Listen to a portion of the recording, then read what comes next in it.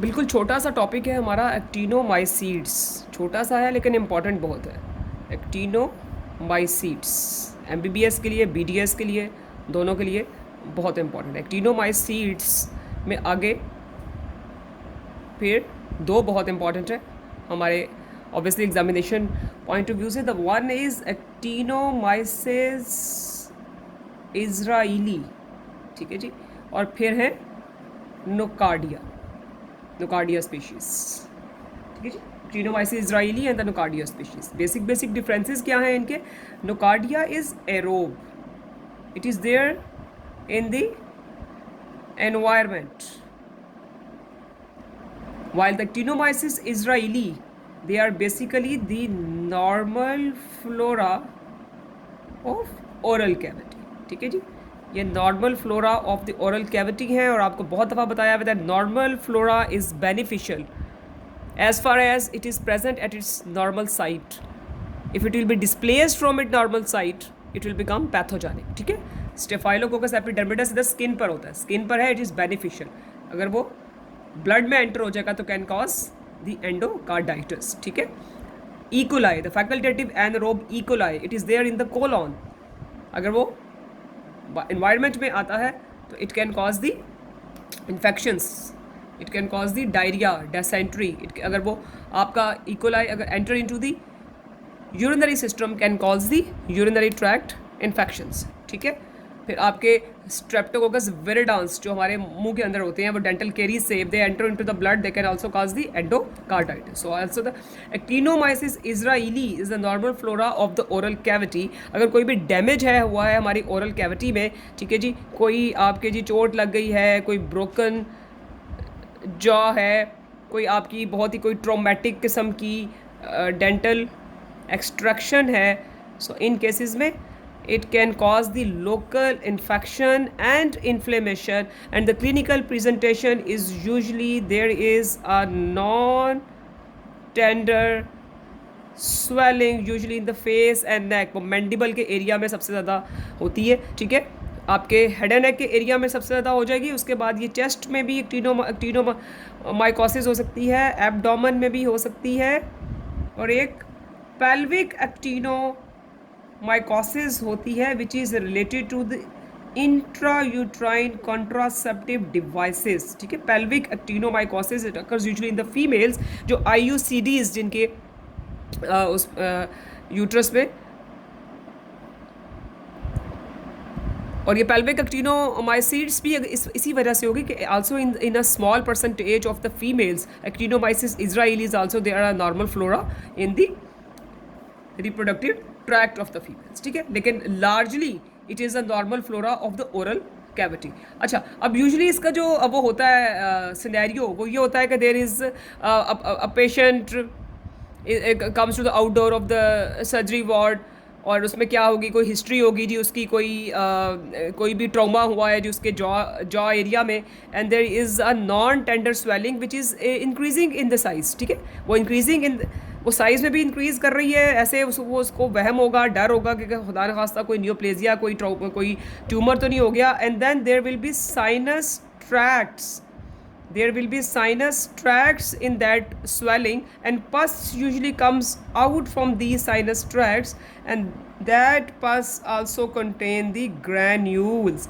ये मैं आपको साथ अपना स्टूडेंट लाइफ का एक्सपीरियंस शेयर करूं कि इसमें ये वार्ड के राउंड्स में, सर्जिकल वार्ड के राउंड्स में आपको ये टीचर्स जो है वो बताएंगे आपको बाकी वो मरीज़ की जब वो उस एरिया से वो बैंडेज उतरेगी ना, तो यूजुअली वो उस बैंडेज के साथ ये ग्रैन्यूल्स जो वो चिपके हुए होते हैं, ठीक है, ये उसके साथ चिपके हुए होते हैं। और जब आपने पस का सैंपल भी लैब के लिए भिजवाना है तो आपको भी मेक श्योर करना चाहिए कि वो ग्रैन्यूल्स भी उस पस में आ रहे हैं, और फिर लैब वालों को भी मेक श्योर करना चाहिए कि वो ये जो ग्रैन्यूल्स हैं उनको 2 स्लाइड्स के बीच में जब वो प्रेस करेंगे, उनकी ग्राम स्टेनिंग करेंगे, तो then they will be able to observe the filamentous gram positive rods. और ये सल्फर ग्रैन्यूल्स इनको कहते हैं क्या है जी, सल्फर ग्रैन्यूल्स। सल्फर ग्रैन्यूल्स इसलिए नहीं कहते हैं कि उनमें सल्फर होती है, सल्फर ग्रैन्यूल्स उनके येलो कलर की वजह से। और ये ग्रैन्यूल्स बन कैसे जाते हैं? We all know that actinomycetes they are the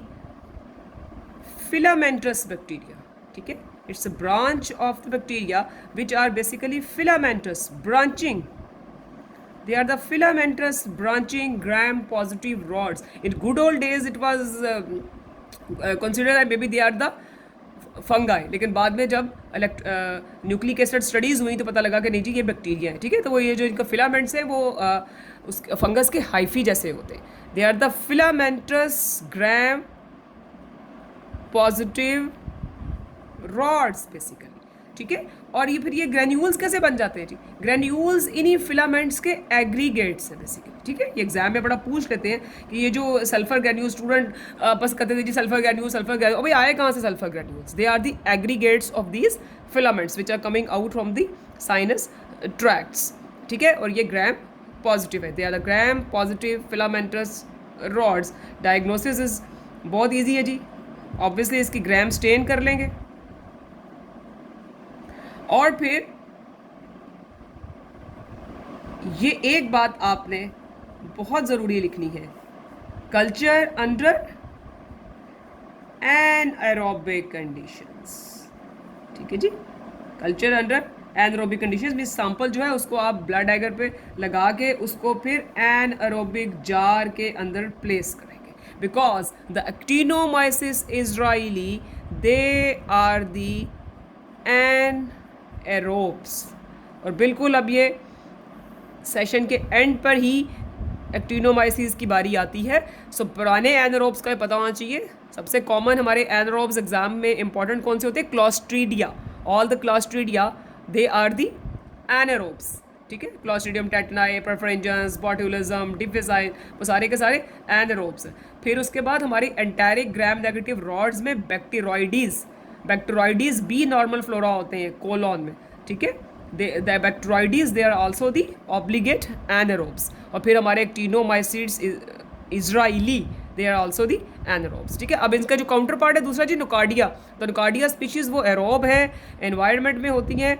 nocardia एस्टेरॉइडिस होती है एक, जो कि इम्यूनो कॉम्प्रोमाइज्ड लोगों में जी निमोनिया कर देगी, कैविटेशन कर देगी, एम्पाइमा कर देगी, ब्रेन इन्फेक्शंस भी कर देगी, ठीक है। ये सब के सब नोकार्डिया एस्टेरॉइडिस कर रहे हैं। और फिर एक होता है नोकार्डिया ब्राजीलियंसिस, ये सॉइल में होता है, ठीक है। ये सॉइल में होता है। और ये अगर फार्मर्स वगैरह जो बेयर फुट बेचारे खेतों में काम कर रहे होते हैं तो उनके पैर में अगर ये चला जाए तो it can cause a condition called mycetoma foot. And this mycetoma foot, this condition is also caused by the Nocardia brasiliensis। और फिर ये कुछ फंगाई होते हैं उनसे भी हो जाती है, ठीक है। सो Nocardia aestroides they causes the pneumonia and brasiliensis cause the mycetoma of foot। और नोकार्डिया के बारे में जो MCQ पॉइंट ऑफ व्यू के और वाइवा पॉइंट ऑफ व्यू से बहुत इंपॉर्टेंट बात है वो है कि जी they are weakly acid fast. Although they are also the gram positive filamentous rods, but they are also weakly acid fast। Acid fast कौन से हैं हमारे? सबको पता है वो are the mycobacteria। Nocardia are the weakly acid fast। क्या मतलब है weakly acid fast? Because weakly acid fast means when you are doing the Zn staining for the Nocardia, we will use a weak strength of the acid। अगर normal strength acid की use करेंगे तो जो Zn staining mycobacteria के लिए कर रहे हैं फिर नहीं ये एसिड फास्ट नज़र आते, ठीक है। But we have to use the weak strength of the acid, so then it they also appear as the acid fast bacteria. Acid fast bacteria कैसे होते हैं? Red rods against the blue or green background. They are the Nocardia or the weakly acid fast. इनकी भी ग्राम stand कर लेंगे, Zn stand भी कर लेंगे और एरोबिकली इनका कल्चर भी कर लेंगे। So these are the एक्टिनोमाइसिड्स।